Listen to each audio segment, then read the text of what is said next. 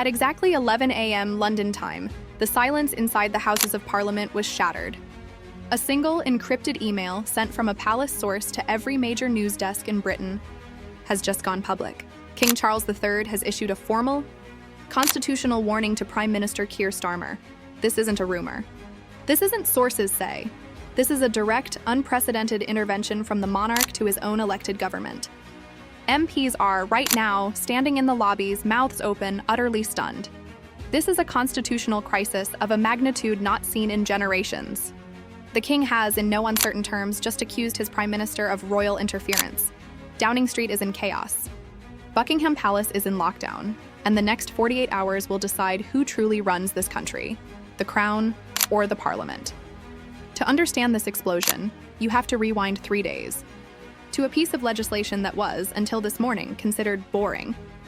The Government Modernization and Prerogative Bill. It sounded harmless. A simple bill to streamline government functions. But buried deep in Section 9, Clause 4 was the poison pill. A clause that would give Parliament, not the Crown, the final say on the allocation of royal estates, specifically, the Duchy of Cornwall. In plain English, Keir Starmer's government was making a direct legislative move on Prince William's income, his land, his power. It was a political power play, a move to bring the heir to the throne to heel, to make him a dependent of the state, not a power in his own right. The palace, we are told, was blindsided. For centuries, the convention has been clear. The government does not touch the royal estates without, at the very least, the king's consent.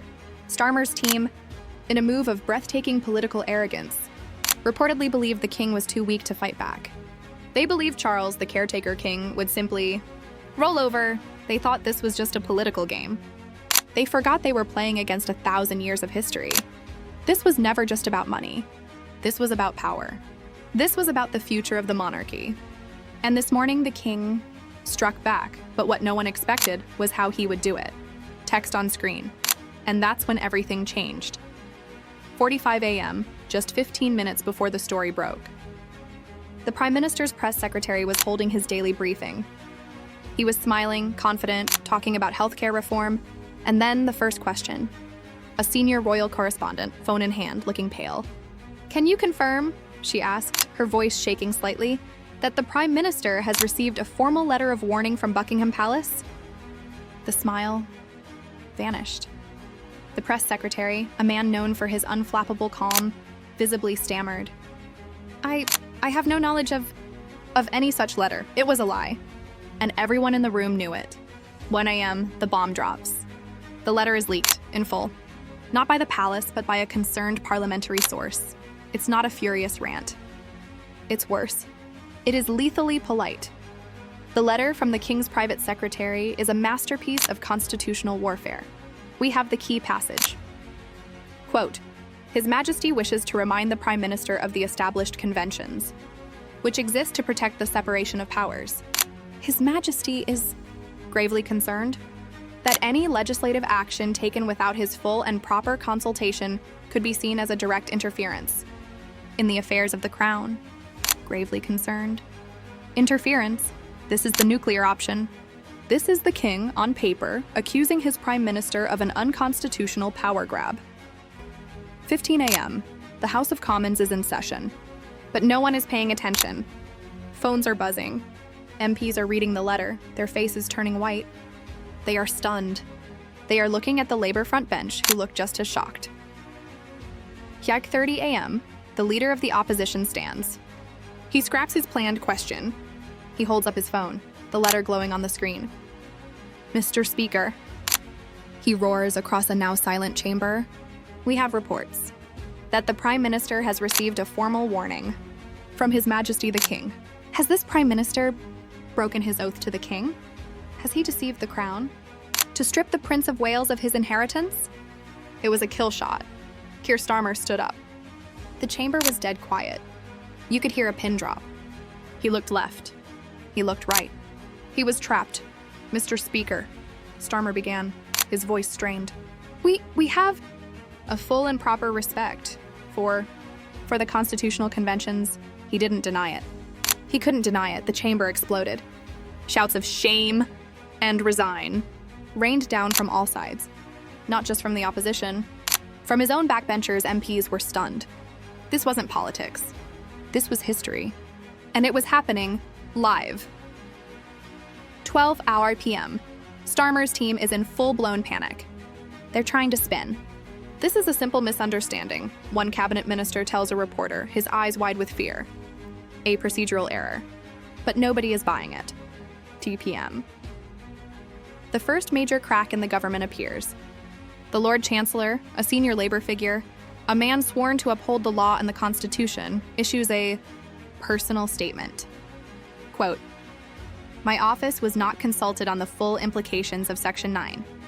The relationship between the Crown and Parliament rests on trust. That trust is paramount. He just threw his own Prime Minister under the bus. He just publicly cited, with the King to OW PM. Constitutional lawyers are on every news channel. The verdict is unanimous. Starmer has committed the greatest political sin imaginable. He's dragged the King into politics. He's forced the King to go public, one expert says. Charles had no other move. Starmer put him in an impossible position. The King had to choose between his son and his government. He chose his son. PM, the public is turning. The hashtag #IStandWithTheKing is the #1 trend globally. Not Mar Starmer. Not to Labour. The King Starmer's gamble.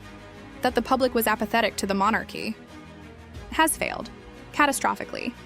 The public sees this as a cheap shot, an attack on a king, and an attack on Prince William. PM, an insider leak. A source from inside the cabinet meeting where the bill was discussed. Keir was warned, the source claims. He was told explicitly, this is too fast, this is too aggressive. The palace will not accept this, and Keir, he waved his hand and said, he's just Charles. He won't do anything. He miscalculated. He poked the lion. And the lion just bit his head off. PM, the countdown is on. The next 48 hours will decide Starmer's fate. He has two choices. One, he publicly apologizes, withdraws the bill, and goes cap in hand to the palace. He will be fatally wounded. A prime minister, humiliated by his king. Two, he doubles down. He makes this a fight. Parliament versus the king. He will split the country, split his party, and trigger a constitutional crisis that could end his government. But what no one expected was the double twist. PM. The night is dark. The political world is in flames. And a new, devastating piece of information has just surfaced. Who leaked the letter? The palace is silent. Starmer's team is blaming Tory sympathizers. They're wrong. The double twist. We have confirmation from 3 separate sources. The leak did not come from the opposition. It did not come from the palace. The leak came from inside Keir Starmer's own cabinet. It was the Lord Chancellor. The Lord Chancellor. Seeing that Starmer was about to drive the government off a constitutional cliff, seeing that he was ignoring the king's private warnings, took matters into his own hands. He leaked the letter to save the government from his own prime minister. This wasn't an attack. This was a mutiny. Starmer hasn't just lost the king, he's lost his own government.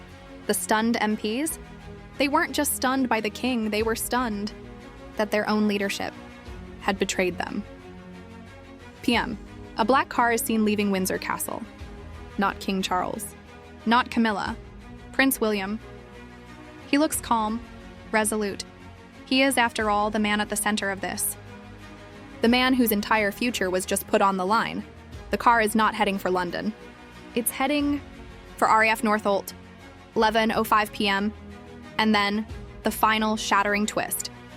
A new grainy photo posted on X by an anonymous account. It's Keir Starmer. From last week, in a secret meeting, at a private club in London, the man he's meeting with is Prince Harry. The realization is sickening. This wasn't just a political bill. This was a setup. Starmer was coordinating with Harry. Was he trying to play the brothers against each other? Was he offering Harry William's role? The interference wasn't just in Parliament. It was in the royal family itself. The King's warning wasn't just about a bill. It was about everything. 1:15 a.m. 2 days later. The 48-hour deadline has passed. A single car pulls up to 10 Downing Street. Keir Starmer walks out, holding a black folder. He does not look at the cameras. He gets in the car. He is not going to Parliament. He is going to Buckingham Palace to answer for what he has done. The question is Prince William back in the country? And who is really running the show? We are getting updates live. The crisis is only just beginning. Stay tuned.